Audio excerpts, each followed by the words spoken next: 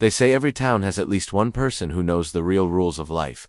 In the quiet village of Linthorpe, that person was an old man named Orin, known simply as the Lantern Keeper. People visited Orin for many reasons: to ask about the weather, to buy lantern oil, or to hear one of his calm wandering stories. But no one really knew why. Year after year, he seemed younger, livelier, and somehow, lighter. The children in the village would whisper that he had discovered a secret buried deep within the world. They weren't entirely wrong.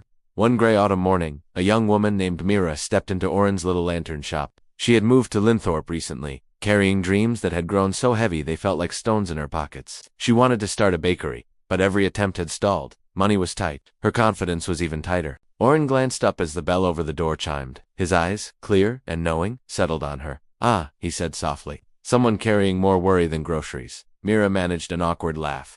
"Is it that obvious? Worry?" Orin said, picking up a small glass lantern and polishing it with a soft cloth. "Shines brighter than any flame. But so does hope." Mira looked at the lantern in his hand, its glass catching the morning light. "I think I've had more of the first than the second lately." Orin nodded slowly, then motioned for her to follow him. He led her to a back room she had never noticed before. It was a round, almost tower-like chamber, and the walls were lined with lanterns of every conceivable shape and color. Some glowed gently with an inner light, even without candles inside. The air was still and filled with a quiet energy. "What is this place?" she whispered, her voice full of awe. "A room of intentions," he said, his voice a low hum. "Every lantern here holds a story, a dream someone believed in long enough for it to take shape." He reached for a small, plain lantern with clear glass and a warm bronze handle, and handed it to her.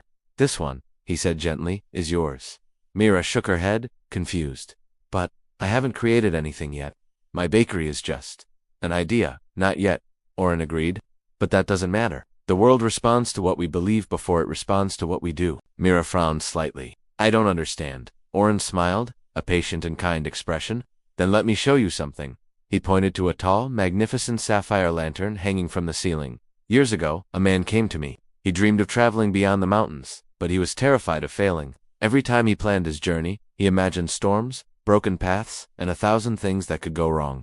Fear clouded the path before he ever took a single step." "What happened to him?" Mira asked, her eyes fixed on the blue glow. "He learned the rule," Orin explained. "The world grows in the direction of your thoughts. Focus on storms, and storms arrive. Focus on clear skies, and, well, look." He lifted the blue lantern, and as he did, a tiny, moving scene shimmered into view. Inside it, it was a man standing on a mountain ridge, his arms stretched wide to the sky, a look of pure joy on his face. He walked farther than anyone, including himself, ever thought possible. Mira stared at the lanterns around her, completely captivated. "So, these lanterns show what people imagine?" Orin shook his head. "No, they show what people believe. Imagination is only the brush. Belief is the paint that makes it real." Mira looked down at the empty lantern in her hands. It was cold and clear, reflecting her own uncertain expression. "I don't know what I believe anymore," she admitted, her voice barely a whisper. Orin leaned closer, his voice gentle but firm. "Then decide. That is the true secret. It's not about wishing or waiting for permission. It's about deciding. When your inner world aligns with what you want, everything on the outside eventually has to shift to match." He lifted her hand and placed it over the cool glass of her lantern. "Picture your bakery, not the struggle, not the bills. Picture the smell of fresh bread, the sound of happy customers, the feeling of turning the key in the door every morning. Picture it as though it already exists." Mira closed her eyes. At first her mind was a whirlwind of scattered thoughts, memories of failed plans, the echoes of people telling her she wasn't ready, the heavy weight of doubt. But slowly, like a hesitant sunrise, an image began to form. Soft light filtering through a window. Warm bread cooling on a rack. Shelves filled with beautiful pastries. Her bakery, it was alive and real in her mind. When she opened her eyes, she gasped.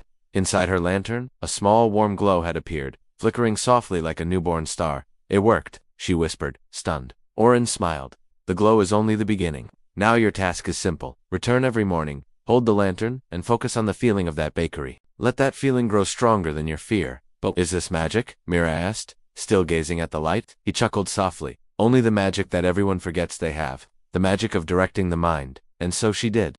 Every morning before sunrise, Mira visited the lantern room.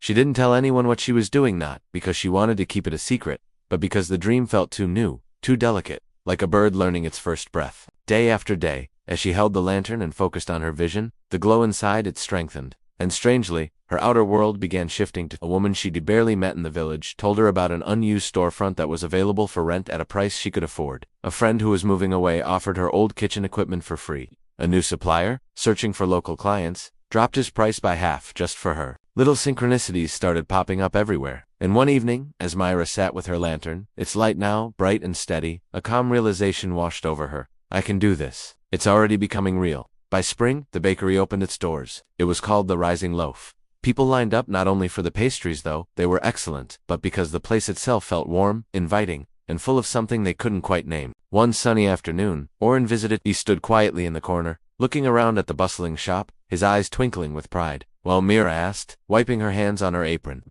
does it look like what you saw on the lantern? Better, he said, his voice warm. Because it's no longer light in a glass box. It's light you carried out into the world. Mira smiled, a deep, genuine smile that reached her eyes.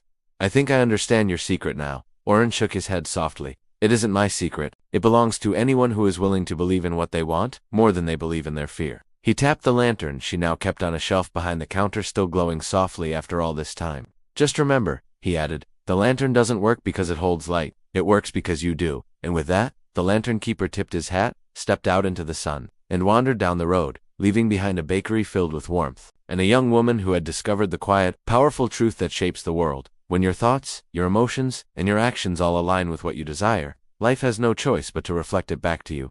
Thank you for watching. If this story resonated with you, consider subscribing for more tales of inspiration and quiet magic. Until next time.